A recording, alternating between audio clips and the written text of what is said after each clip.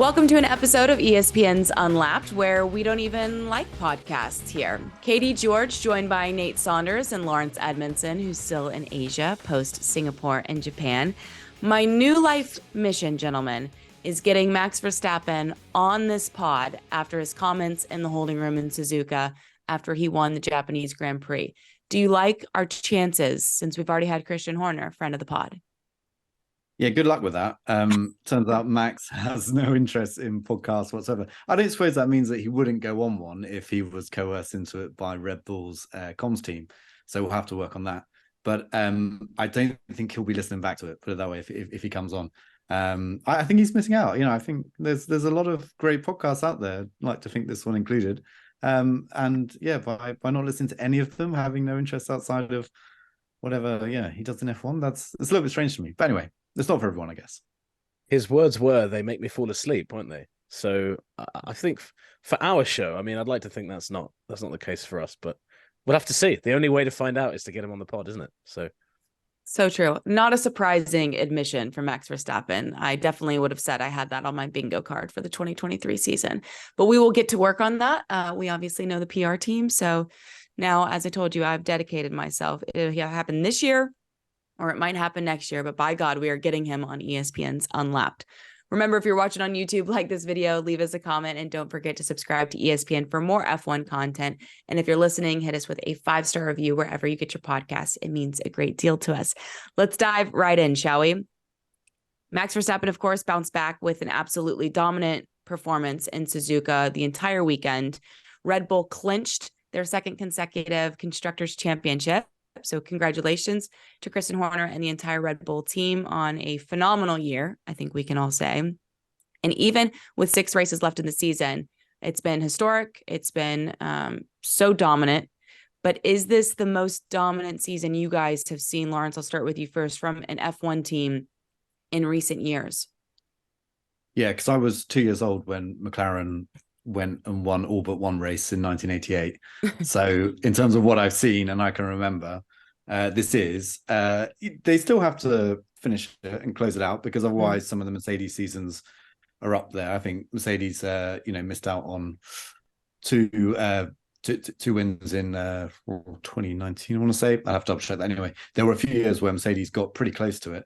But I feel like this has been something else from Red Bull. And, really Singapore was just such a one-off. And there were a few doubts about what Red Bull were doing and how they were doing it, and whether a clarification of the regulations in Singapore might have thrown Red Bull off their stride. And that was why they were slow in Singapore. But that's clearly not the case. Max went out in Japan, had this point to prove, said to Christian Horner, before the race, they went and played like paddle tennis in Singapore after the race, kind of let off some steam. And he said while he was playing tennis with Christian afterwards in Singapore, that he wanted to win by 20 seconds. And he was like 0.6 seconds shy of that. And that was apparently because the blue flag got waved and a driver didn't get out of the way on the final lap. So, that kind of dominance, that ability to go from a race where they were absolutely nowhere and go back to a regular track and win by 20 seconds is massive. I think this is probably going to be the most dominant season I've ever seen. Would you concur, Nate? Because they're the first team in Formula One history to clinch the Constructors with 6 races left on the calendar. Yeah, absolutely. I mean, I'd echo everything Laurence said. And I think those Mercedes seasons that, and some of the Schumacher seasons, when you look back at those in the 2000s, even then it seemed like there were possibilities race to race that it was going to be difficult for Schumacher or for Hamilton to win the race. This season, Verstappen especially, has just been so good that, take Singapore out of the equation, most of the races you've got to the Sunday, if he's got into turn 1 ahead, or he's been even second, third, fourth at turn 1, you've pretty much assumed he's going to win the race. So can't remember many seasons like it. Singapore was great just from a point of view of just injecting some life back into it. But Max deserves huge credit. So do Red Bull. It's been amazing. And to be honest with you, in a weird way, it's kind of impressive because they've delivered the season we thought they would when we saw the first qualifying session in Bahrain, and they were so far ahead. George Russell came out to the media after that and said they're going to win every race this season. He was very, very nearly right on that, or at least as it stands. And that's quite a big feat, because often in the first race, you can see a team very, very far ahead. They look dominant, and then, it turns out all the other teams kind of catch up very quickly, and Red Bull just haven't let other teams do that. They've been fantastic. So yeah, it's got to be. I mean, maybe I'm missing an obvious example, but like Laurence said, there's no really obvious comparison. Max completed his 9th hat trick of his F1 career with his pole position in qualifying, fastest lap, and then of course the race win. Now he could clinch his 3rd straight drivers' championship at Qatar. With Qatar being a sprint weekend, all he has to do is finish 6th in the sprint, and he'll clinch it. Is it weird to think that he could clinch the drivers' championship on a Saturday before even going into the race, Nate? Very weird. I was thinking about this, when we're wrapping up the coverage of Japan.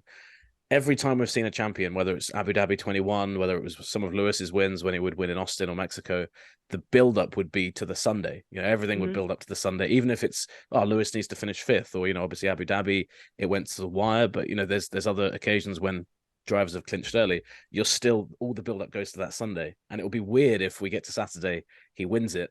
Obviously, Red Bull, I assume, will have some kind of celebration. I'm not sure, if Qatar's the best place to kind of let loose and have that celebration as you might in other places.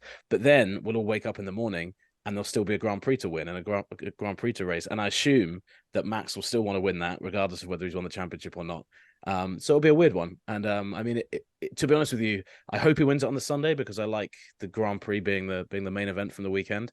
But I think in a weird way, it would be very fitting for Max to win it on a Saturday. His dominance has been such that he wins it in a way that no one else has ever won it before, on a Saturday in a fairly new format. I think it would just fit with this season we've seen. So it will definitely be weird. It might make Sunday easier from a journalistic point of view. I don't know.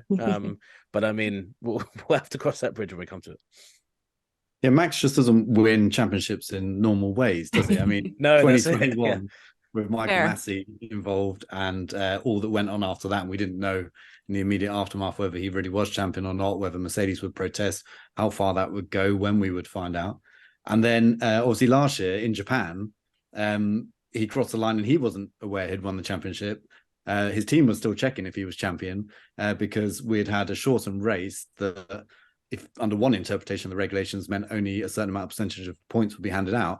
And actually under the correct interpretation of the regulations, the full points were handed out and therefore he had won it. So if he does it on a Saturday, I think it's just in keeping with his way of winning titles, which is just, there's always something a little bit peculiar about it.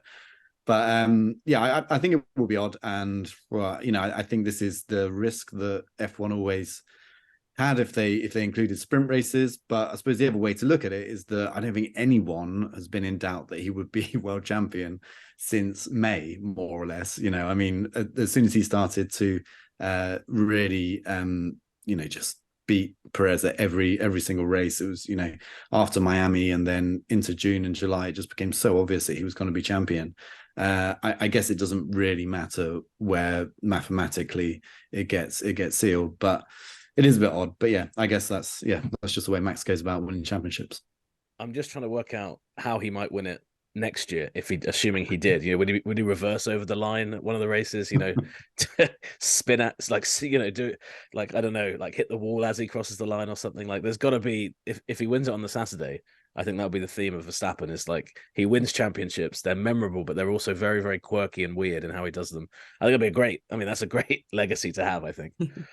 No doubt about it. Another legacy that's not so great to have is when you're his teammate on the opposite side of the garage and your name is Sergio Perez. At the moment, not saying that he's not going to have a phenomenal legacy when he looks back on his F1 career, but as it stands right now, guys, back-to-back tough races for Sergio Perez. Laurence, what was it like on the ground in Japan watching that day unfold for him?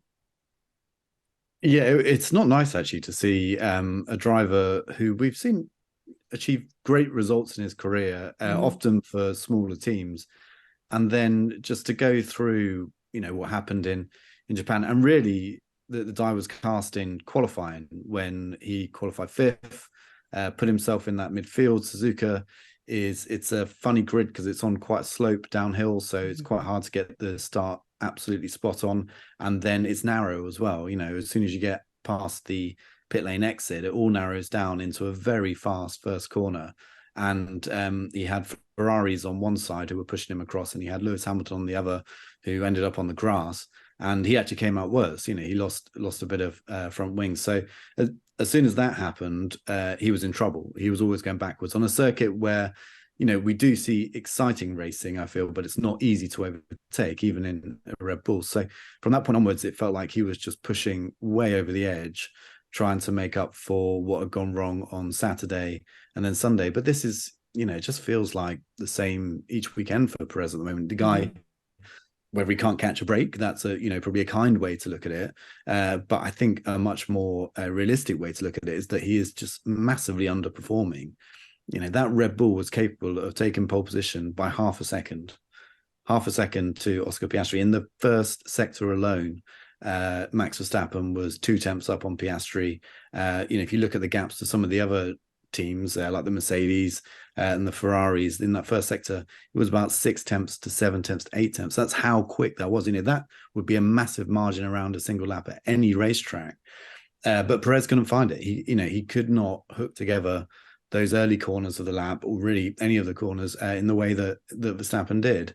And I just don't really know where he goes from here, other than just trying to see out the season and starting again afresh in 2024. But then he's going to have the pressure of a contract year and the rest of it. So yeah, I don't know where he goes, but at the moment it seems to be getting worse rather than better. I would agree. And I don't know, Nate, if it's the pressure that's mounting. Obviously, Lewis Hamilton is clicking at his heels right now for P2 in the Drivers' Championship. I don't know if it's pressing too much because of who your teammate is, or is it just a confidence issue because you've put together, poor qualifying results, poor results on Sundays, a combination of all of the above? Like, can you pinpoint what it is at this point? A combination of all the above would be a fair way to look at it. And I think often those things go hand in hand. With Perez, clearly the confidence is lacking. I mean, you can see that, when Laurence and I go to the media sessions with Perez you don't find the Perez that we used to talk to, when it was Racing Point or Force India. He's a lot more reserved.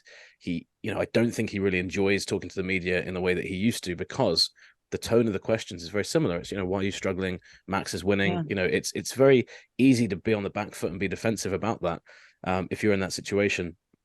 And I mean, just on the point of confidence, often what you find when a driver is lacking confidence is they then start to overdrive. They overcompensate. They push too hard. Laurence was spot on with that about the car. Perez probably could have waited for the race to come to him. We've seen one of the great things about Max, and I think that this trait of his actually gets overlooked because he's out in front so much. But Max has become a very, very patient driver. He knows the car he has underneath him. And we saw it in Monza. He did have a fight with Sainz, but he waited for the situation to come to him, eventually got past Sainz, and then disappeared into the distance. With Perez, I think there's an urgency to prove what he can do. And that tangle with Magnussen, Perez in that Red Bull there's no reason he should be in that situation with a car that is probably 8th, 9th, or 10th fastest, given the race that you're at. There's absolutely no reason he should be in that situation. I thought it was actually, I wonder how much of it was obviously 48 hours before the race. We found out that Ricciardo and Tsunoda were going to be driving for AlphaTauri, and we've known that for a long time. But the confirmation that those two guys are staying there, obviously, it ends any speculation that Red Bull might at the last minute pull the rug from under Perez's feet and say, actually, we're going to put Ricciardo in there, which I don't really think has been a serious threat, but the speculation has been there and the prospect has been there, and that must have weighed on his mind a bit. I don't know whether them taking that away kind of almost put him into a place where it's now I just need to perform, and actually the weight of that expectation is just so great that we saw the race, we saw him have the race that he did have. And the weird thing with Perez is it felt like either side of the summer break, it was like, okay, it feels like he's getting on top of whatever these issues are. And then suddenly it just has fallen apart again. So I'm not sure what is going on with Perez at the moment. But if you look at the grid, there's a few drivers where you're like, these guys need an off season right now just to get away. I'd put Stroll in there, I'd put Sargent in there, and I'd put Perez in there as well. Those three guys, when you look at how they're performing, but Sargent's a rookie. Stroll's up against Fernando Alonso, and he's in his own situation. But Perez is in the best car on the grid. So yeah, I think there's a lot of things going on there, and the problem he's got as well is that Max just keeps getting better and better. Max is just we see no signs of mistakes from him. Even Singapore when Red Bull were down, Max still came through the field quite well at the end. I think he was fifth there. So even when Max isn't having great weekends, he's still getting the most out of the car. So it must be just devastating from a confidence point of view. And I agree with Laurence. It's quite painful to watch because, you know, you don't want to see drivers in that situation, especially when you know how good Perez has been previously in Formula One. You're not allowed to jump ahead on the rundown. I've got the Doghouse listed, and you just basically told us it's who a exactly teaser. you're putting. It was a teaser, yes. Doghouse teaser. Apologies. Sorry, Casey. I'll let you. You're a much better host than I'd ever be, so I'll never do that again. We'll get there. So follow along with us. But a couple more questions here. Certainly a forgettable weekend for Sergio Perez. A unforgettable weekend for McLaren with a double podium in Suzuka. Lando had an electric start, gave Max a real battle there outside of turn one. It was obviously a strong weekend from Oscar Piastri after his extension news. I just think back to the way that we were discussing this team after Bahrain. Have you ever seen kind of just this turnaround, this changing of gears? I mean, who do we attribute this success to? Is it a certain person? Is it the team overall, Laurence? Can you remember a team that's been able to bounce back like McLaren has this season? It is rare. I can't think of a team that's gone from essentially back of the grid at the opening race to double podiums later in the season. I think it shows a number of things. One is just how tight the field is in Formula One at the moment. We haven't had that for a long time. I know we've got Red Bull a long way ahead. Well, I say Red Bull, really, Max Verstappen a long way ahead. But the rest of the teams are very close. And it's been the case now under this kind of cost cap environment as well, where if you bring a big update and it works really well, you're going to make huge gains, like significant gains.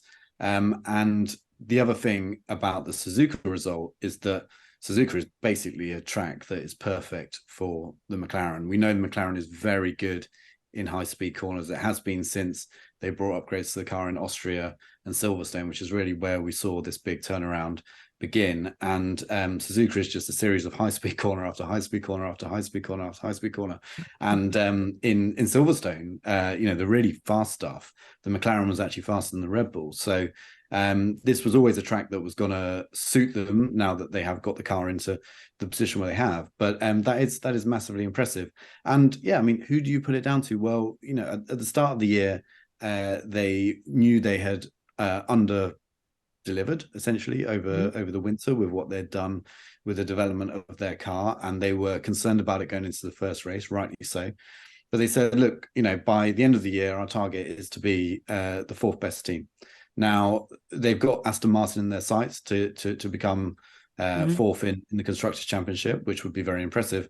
But they were talking about being the fourth fastest team. And actually right now, on certain tracks, certainly on the like Suzuka, they went well in Singapore as well, of course. Norris finished second, Carlos Sainz there. So, it is now starting to be across a range of circuits that they're quick. There's a very strong argument to say that they've absolutely got the second fastest car at the moment going into the final few races. And Lando Norris, I think, since the upgrade arrived, certainly, around kind of Austria, Silverstone time, he's second in the amount of points he scored only to Max Verstappen. So that's the level they're up now, which I think is a bit of a surprise. But where should the credit go? Well, I think Andrea Stella, who became team principal at the start of this year, that was a big role to take on. Andreas Seidel went from McLaren. He was very well respected at McLaren, but decided to go and head up Sauber, which is going to become Audi in 2026. And so Stella took over, and he was very kind of well respected in the team. But having been to a few media sessions with him now, he's really very charismatic. Like, he's really a kind of guy that you would definitely get behind and you'd work, and then you'd believe it as well when he says stuff. And then to be able to turn everything that he was saying into actual results on track, that is very, very impressive. And there's a few big pieces that are still slotting into place at McLaren. They've got Rob Marshall coming over from Red Bull. They've got Nate, I've forgotten his name, the guy from Ferrari. Sanchez. David Sanchez, from Ferrari. And so by the time all of that gets into place, it's only strengthening this team going forward. My only concern is that, they're looking very good under this regulation set. We get to 2026, and what happens when they don't have their own engine supply, and they're probably still relying on Mercedes going forward as a customer team. But in the meantime, I think they've done a remarkable job. They truly have. I mean, get this. In the first 8 races of the season, the two drivers combined for 17 points, an average of 2.1 points per race. The last 8 races that they've competed in, 145 points, an average of 18.1 a race. I mean, it's a night and day difference. Nate, when you look at Norris and Piastri, is this driver pair maybe the strongest on the grid moving forward into the future? Super exciting pairing. I mean, I think I wouldn't say they're quite the most exciting. I mean, they're definitely the most exciting. Whether they're the strongest pairing just yet, I think we need to see them win some races. If you look at, I think we always say on this, I think if you look pound for pound, Mercedes, they've also got Lewis there, but they've also got George, who's won a race, has taken pole. I mean, Lando's just waiting. I think he's had the same amount of second positions this year as Perez, which is remarkable for all kinds of reasons. It's remarkable for Norris. It's also remarkable that Perez has allowed that situation to happen. So we know he's going to win a race at some point. And Piastri, I mean, he has come in. I've been so impressed with him. I mean, if you compare what Ricciardo was doing last year alongside Norris, how he was struggling, Piastri's come in and he's one of these guys. He's a bit like Verstappen in the way he talks about racing, in that he just doesn't really seem that fazed by the kind of the hype and the praise around him. And I think that's always very, very telling when you see that. So I think give them a win or two each, and I'd probably revise that about Mercedes because I mean, Lewis's experience is always going to be huge, but in terms of just the excitement you've got there, the fact that Piastri has also signed up until 2026, past that regulation change that Laurence mentioned, is a huge ringing endorsement of the team. But also it shows, they've got that stability. I think Norris is there till 2026 at least. So yeah, I think if you're McLaren right now, in the space of 6 months, it's gone from doom and gloom to an incredibly good situation. And I definitely, you mentioned earlier about having certain things on your bingo card, Katie. McLaren turning the season around was not on mine, so I have to, eat humble pie on that one, because I don't think even them saying they were going to be the 4th fastest, it just seemed so absurd at the start of the year because they were so far behind everyone. But yeah, no, they've done a fantastic job. You mentioned Mercedes. So P2 and a lot of money is still up for grabs in the constructors, with Ferrari and Mercedes battling it out. In the last 4 races, Ferrari has outscored Mercedes by 36 points. Ferrari outscored them again in Suzuka 20-16. Laurence, what did you make of the decision and how the race ended for Mercedes team orders to swap those cars? Yeah, it was a slightly controversial one. I mean, George, I'm not sure realistically would have been able to wait. He couldn't hold off Sainz, obviously, once this got past, but I'm not even sure it would have worked out well for them if they'd tried to use Lewis as a buffer in between. So to protect the most amount of team points against a rival, I think they probably did have to swap the cars. Whether then Lewis could have given George a bit of DRS, as George pointed out immediately, and as Carlos did to great effect in Singapore. Maybe there could have been a bit more cooperation there, but even so, he ended up he did give George DRS down the straight, and Sainz still got past. So yeah, it's a battle that's really heating up, and I think it's very good news for Ferrari, because they've really unlocked something with that car, and basically just making it basically a happier car for the drivers to live with, and seems to ride curbs better than it used to. So there's a lot of positive things, even on high downforce circuit like Suzuka, where you wouldn't normally expect it to be very good based on what we've seen at other tracks. It was still relatively competitive behind the McLaren, but ahead of the Mercedes. So that's a big step for them. And then Mercedes, I think they're now in a position where so much is going towards next year, as it should do, really. But they may end up compromising themselves this year and perhaps losing that second place in the championship. But if it means extra development time on next year's car, of course, I think all development from now in terms of starting projects is absolutely on next year's car. But if it means they've changed that earlier in the year than perhaps Ferrari did, and they're just now running out of steam a bit, well, that's part of Formula 1, and really for a Mercedes team to be, third this year, but then have a better start next year, as long as that happens, because they're talking about completely changing the car in many aspects, then I think that's the best overall decision. But it's got to be tight. And, what we're also seeing from Ferrari is fewer mistakes in general, just fewer operational errors, better strategies. And I think actually what we're seeing now is probably more of what that car has had, the potential it's had throughout the year, but more focused now on actually getting results. So, well done to Ferrari. And I think if they just nail the end of the season, they can beat Mercedes on pace. It's not as drastic of a turnaround, obviously, as McLaren, based on where McLaren was starting the season. But still, I think Ferrari deserves a little tip of the cap based on the turnaround that we've seen mid-season here, based on the performances as of late. Okay, Doghouse time. After a very entertaining race, Nate, at Suzuka, now that you've already kind of told us who you're not thrilled with, who would you put in the Doghouse at this point of the season? Well, I teased 3 names earlier, and it's a difficult choice between those 3 drivers. I don't know if Laurence had a plan of action here or if you did, Katie, but I'm going to put Perez in there. I just think, for all the reasons we spoke about, best car, one of his worst weekends of the season, and contrasted to Max. And also the reason why as well was Max won the championship, and nobody, I don't think, watching thought, oh, well done, Verstappen and Perez won the Constructors Championship for Red Bull. Your first thought was, well, I mean, Max has basically won that for the team. And that was telling of that race for Perez, but also just the season in general. So I'd put Perez in there. But I think it's going to be a crowded Doghouse this weekend. Laurence? Yeah.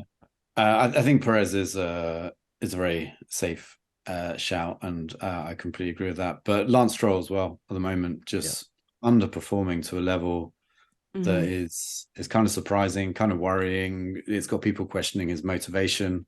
And, I don't really like that if it's not warranted, but yeah, you've got to ask questions. He scored 3 points in the last 7 races. And look, I know the Aston Martin has, his performance is not anywhere near as good as it was at the start of the year, but Fernando is still dragging results out of it, still scoring points here and there. And Stroll is just nowhere in comparison, Q1 knockouts. So yeah, I would put Stroll down there. The team insists that he's still motivated, wants to carry on. But yeah, we'll have to see how that one pans out. And also, I'm not the first person to point this out, but if Aston Martin do have these ambitions as high as they said, in terms of going for championships and everything else, there will come a point where not having Stroll performing on that level is going to harm them. And, potentially even in the battle with McLaren, if McLaren continue to perform well at the remaining races, then that 4th place is under threat. And we would not have said that, early in the year when Aston Martin were running high in second. So yeah, it's a big missing piece in that team at the moment. And I think he needs to, again, another driver who obviously needs a bit of a reset to get back to the level that he can be at. And just quickly, Katie, before we jump in, you can see as well the effect it's having on Fernando. I think we're starting to see he's frustrated at the car, but I think he has also been carrying that team all season, and that was fine when the results were better. But now that things are going worse, we're just seeing a bit more of a fiery Fernando. And I think that, at the start of the year, he was kind of on the party line, wasn't he, about Lance and stuff. And the fact that Fernando's now getting more and more frustrated, I think there's a lot more going on with that team than we're seeing at the moment from the outside. Yeah, you would imagine resentment starts to creep in of, hey, I'm doing my job, I need you to do yours. Kind of help me out, essentially. I hate to do this because I'm such an Alex Albon fan, but I'm just going to throw all of Williams into that Doghouse if there's still some room. 2 DNFs. And I say that out of like a loving place of like, I was hoping for more because I've grown accustomed to more with Alex Albon. So I'm going to throw Williams in the Doghouse. Are we okay with that? Do you guys have the room? I think Sargent deserves to be in there. I think Albon. I know his was unlucky. He was squeezed in wrong place, wrong time. But still, but I get what you mean. If you're looking at the team, then but the team it's got to be painted in an American flag if the team's in there, because Sargent's the one who's driven them in there, I think. Yeah. So, wow. I mean, he has. He's been the last 3 races. He's been dreadful. I mean, the Sargent we've seen in the last 3 races, on that sample, you wouldn't say he deserves to be in Formula One based on that. Williams insists he's getting better, but I don't think I'm seeing it. But I would also say I think it's harsh to put Williams in there because Williams are a team that we've got used to being 10th in the Constructors Championship, sometimes on 0 points. They're 7th at the moment, and they're quite, they look like they're going to finish 7th as well, quite comfortably ahead of Haas. And I think it goes to show just how good a season they've had that our expectations have changed so much. I know, that's why I put them in there. I just want some consistency. it's like a backhanded compliment. You know, they've done so well recently that when they go to a track and, you know, and they have the issues that they have and a double DNF, then we're a little bit disappointed. But yeah, I do agree with Nate that Sargent's form is not where it should be, and also the fact that he doesn't already have a contract secure for next year, despite there being very few options, you know, that shout out as people, you know, who would be an obvious replacement. That says a lot as well. And you know, it seems like Williams are still waiting to see if he can hit the performance that they want him to hit before the end of the year, before they make a final decision on that one. I definitely want to touch on Jess Hawkins, but because we're speaking about Williams at this moment, can't believe I'm giving a shout out to Bass Pro 24 Chevy on Reddit, but he has run the numbers. And if you're unfamiliar with the Destructors standings, it's a running total of all damage the drivers have done for their respective teams.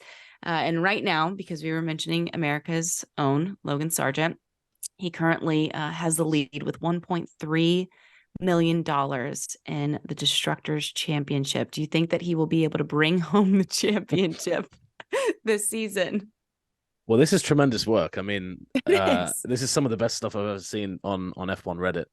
And again, the three guys we were just talking about, Sargent, Stroll, Perez, on this Destructors Championship are leading the way.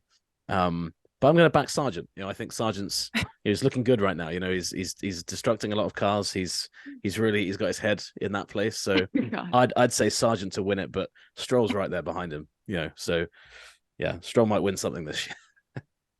Yeah, and Stroll's from this like layout we have now, Stroll's accident in Singapore, I don't think is added in his grand total. So that's going to make it pretty close if that one gets factored in, because I think that was a chassis that got written off. Suddenly they were building up a new chassis in Singapore before he decided not to race. So yeah, it's not. This must make such horrible reading if you're a Formula One driver and you come across it, like how much you have cost your team. Because don't forget, I mean, the figure there, I don't know how accurate this is. That, you know, clearly the guy's, he's done a very good job. He's taken like, you know, stock prices from the internet of how much a front wing would usually cost for a team and that kind of stuff. And a lot of that is based on the raw materials and manufacturing time. But 3.9 million is what Logan Sargent's total is at the moment, dollars that is. And you know, that's 3.9 million that isn't going to get spent on next year's car out of a budget cap of 135. And, you know, once it starts creeping up, it becomes a very serious thing. And, you know, teams will have to redistribute budget eventually to do it. And the other thing with Logan at the moment, which maybe accounts for a bit of his performance, is that he's not running the same spec as Alex Albon, because they literally do not have the parts to put on both cars, because Logan's destroyed so many of them, and naturally they have put them more on Alex's car because he's a better chance of scoring points. But yeah, when you get to a point where the team either no longer has the parts because they've just been destroyed, or no longer trust the driver to put the new parts on, you know, that says a lot, and that's a difficult position to be in. So maybe accounts for some of the gap that we sometimes see to Albon in qualifying and so on, but not a good position to be in. And look who the bottom three are. Just, I know this isn't gospel, this list, but bringing up the rear in the Constructors Championship, a certain Lewis Hamilton, Fernando Alonso, Max Verstappen. Above them, Valtteri Bottas, who's won, 8 races. You got Norris. You've also got Russell up there, and then you got Magnussen and Hülkenberg in that top 10. So there's a correlation. Yeah, exactly. So often we hear about experience, and in the case of Haas, you know, moving away from Mick Schumacher last year, Mick would have been a contender for, you know, Deconstructors Champion of the Year last season.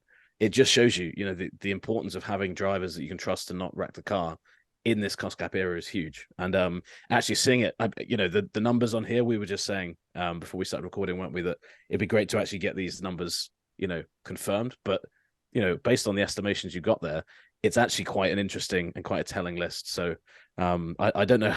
I don't know how many of the drivers are going to willingly talk about it, but I might ask a few questions in Qatar, see if those guys have seen the list or not. It is fascinating. And Laurence, to your point, Mick Schumacher, he did take home the Deconstructors Championship in 2022 with nearly $4 million in damages, and in 2021 with nearly $5 million in damages. And we know that's in part the reason why Haas decided to move in a different direction, because they couldn't foot the bill of constant damage and constant wreckage. So I just think it's an interesting conversation to have. Thank you, Bass Pro 24 Chevy, for allowing us to do that. Great name as well. I love the names on Reddit. You're like, where did that come from? But blending a lot of worlds NASCAR, together. Right? Yeah. But there's a lot of he had a lot of interest, and he's like, I'm just gonna put them all in one. Yeah. I don't know if Bass Pro 24 was taken, maybe, and he's just like put Chevy on the end. But no, like it. To put a bow real quick on the Williams conversation, I know that I've mentioned in past pods maybe Liam Lawson being a prime candidate for Logan Sargent's seat if Williams decides to move on from Sargent. But Liam Lawson, guys, has kind of ruled out that possibility, correct? Yeah, it seems so. And we've heard that from kind of the Red Bull side now as well. I asked, is there any chance, thinking maybe it was something they were considering, but they said, no, absolutely not. We need him in the Red Bull reserve drive. And obviously Williams affiliated to Mercedes. And when Albon went there, I think it was a bit different. He was obviously on a Red Bull deal, but it was very much Red Bull felt quite bad about the way that played out. And I think that they felt they owed Alex something to kind of restart his F1 career. So I think there was a lot of that at play as well. But yeah, so Lawson, as it stands, obviously the crazy world of Formula One, who knows what will open up. But right now, without a seat next year, which is pretty harsh because I think he's done really well. Yeah. For sure. Okay, let's hit this badass moment that took place. Aston Martin's Jess Hawkins became the first woman in nearly 5 years to drive a contemporary Formula One car at an event in Budapest this past week. Nate, chances like this obviously don't come around often, but with the all-women F1 Academy obviously pushing for moments like this, are events like these going to become more commonplace, you think, in Formula One? Well, hopefully, but I think it's a tricky situation, and I think you're right that it is rare these days. And in the cost cap era, it's even more difficult for teams to put these on. I think 10, 20 years ago, you probably would have seen more private tests for women, for younger drivers generally. Teams would have been able to spend. It's one of the reasons why we see teams lean on their 2021 car, because under the current cost cap, it's easier to do that. But I hope so, and I think Formula One is very aware of the fact that this is something they want to see more of. Aston Martin, I mean, Jess Hawkins, she's been affiliated with Aston Martin now for a couple of seasons and has just been waiting for this opportunity. We've often seen her in the paddock, and you feel for some of the drivers when they're in that situation, when they're in ambassadorial roles or they're in reserve driver roles, because I think it's quite a lonely existence almost when you're at a race, because you are there as a race driver. In Jess Hawkins' case, she's a stunt driver as well. I think she was in some of the James Bond, one of the James Bond films recently. And they're just waiting for these, these moments or for something to do. And so for her to finally get this opportunity, I think she had 26 laps, is awesome. And I think that kudos for Aston Martin for making it happen. And yeah, I hope it's something that more teams can replicate. I'm not sure if any other teams have many other drivers who are kind of ready for that. Alpine have Abby Pulling, who's one of the drivers in the academy at the moment. I think she might be somebody who gets a similar opportunity soon. But yeah, hopefully we see more of it. And I think it's one of the drawbacks of the current cost-saving era of Formula One is that it's just so difficult for teams to put on meaningful private tests unless the drivers are willing to pay. And then obviously when you get into the details of it, one of the problems that so many young women have had in racing is the funding isn't there. So when Lance Stroll came in, for example, to Formula One, he was able, and same with Nikita Mazepin, they were able to pay for lots and lots of private tests on their own back. It's harder for teams to do that, in this era. So I hope we see more of it, but I think that people need to be aware that the kind of the economic constraints mean it's not something that teams can just kind of go out and do every so often. But I think Aston Martin deserve a lot of credit for putting this on. You're absolutely right, Nate. And I think an interesting note here is Rodin Cars, who promised a female driver, if admitted into Formula One, they've lost their bid to join the grid in the future. Laurence, can you just remind us of where we stand in terms of entities trying to get on the grid in future years? Yeah, so the FIA opened up the process earlier this season to try and get potentially 2-3 new teams on the grid. I think we've known for quite some time that Andretti was the most likely candidate to get on there, and it sounds like they have had their bid accepted by the FIA. Whether that then gets accepted by F1 as well and they become a genuine contender on the grid remains to be seen.